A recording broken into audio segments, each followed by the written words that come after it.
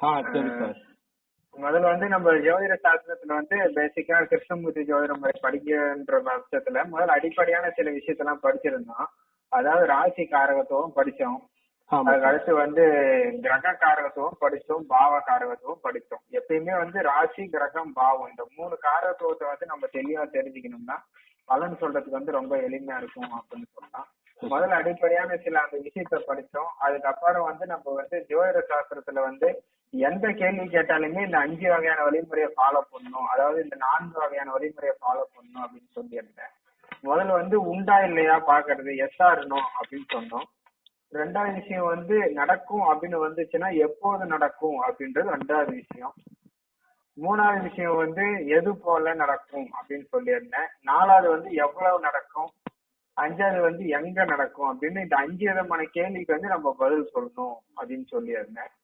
அதுல வந்து முதல் விஷயம் என்ன அப்படின்னு பார்த்தோம்னா உண்டா இல்லையா பாக்குறது அப்படின்றது வந்து அதுக்கு டெபினேஷன் அப்படின்றது வந்து முக்கிய வீட்டின் உப நட்சத்திரம், நின்ற நட்சத்திரம், பார்க்க வேண்டிய வீடை குறிக்காட்டுச்சுன்னா அந்த சம்பவம் நடக்கும் அப்படின்னு சொல்லியிருந்தேன்.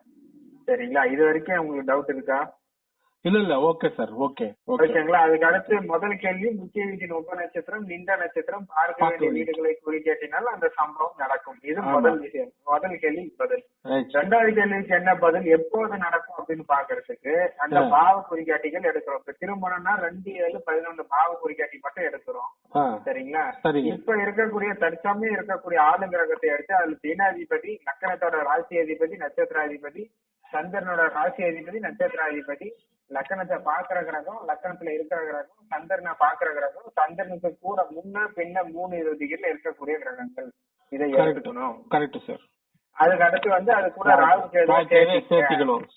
சேர்த்திங்க அப்படின்னு சொல்லிட்டு அதுக்கப்புறம் வந்து 2த்தையும் பொதுவா இருக்கக்கூடிய கிரகங்கள் காமன் பிளானட் அப்படின்னு சொல்லுவோம்.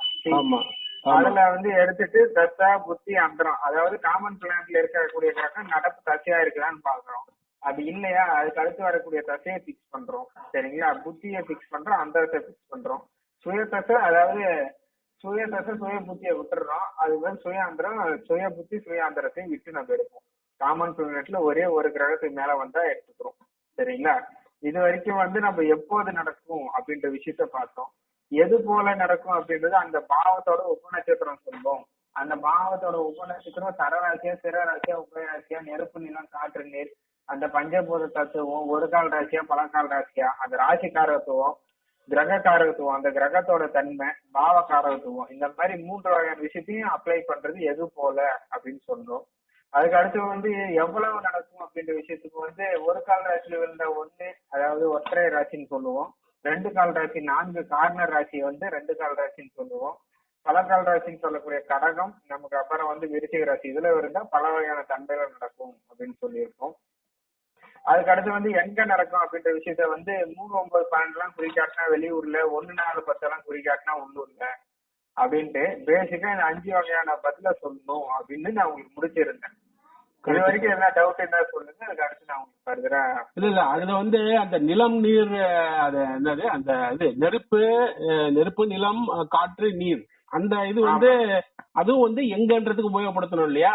ஆமாங்க, எல்லாத்துக்கும் பயன்படுத்தலாம். அப்புறமேட்டு சார் இதுல வந்து அந்த காமன் பிளானட்டை எடுத்து எழுதிடுறோம் சார். இப்போ அது வந்து 1க்கு மேல இருக்குன்னு வச்சுக்கோங்களேன், 3க்கு மேல 4 பிளானட் இருக்குன்னு வச்சுக்கோங்களேன். அப்புறம் நாம வந்து நடப்பு திசைய பார்த்துட்டு அதுல வந்து இந்த நடப்பு திசையில வர கிரகம் வந்து இந்த காமன் பிளானட்ல இருக்கான்னு பாக்கணும். இல்லன்னா அடுத்த திசைக்கு போகணும். கரெக்டுங்களா? அப்புறம் அந்த அடுத்த திசையில அடுத்த புத்திக்கு போகும்போது அந்த மீதி இருக்கிற 3ல வந்து எதை வேணா எடுத்துக்கலாமா, இல்ல அதுவும் வந்து அந்த எதை வேணா எடுத்துக்கலாம். முதல்ல நமக்கு எது வருதோ அதை எடுத்துக்கலாம். அதாவது அந்த விம்சோத்திரி தசா ஆர்டர்ல தான் போகணும். எது வருதோ அதை எடுத்துக்கணும். கரெக்டுங்களா? ஆமாங்க. அதுக்கப்புறம் அந்தரத்துல வந்து பாக்கி விட்டு போன கிரகத்துல தான் எடுக்கணுமா, இல்ல ஏற்கனவே எடுத்த புத்தியில எடுத்த கிரகமே அந்த இடத்துல வரக்கூடாது? அதான் நீங்க சொன்னீங்க. ஆமாங்க, அதுதான் நீங்க சொன்னீங்க. கரெக்ட். ஓகே. ஏன்னா காமன் பிளான்ல நமக்கு அத்தனை கிரகம் வரதால நம்ம அதுக்கு ஒரு முக்கியத்துவம் கொடுக்குறோம்.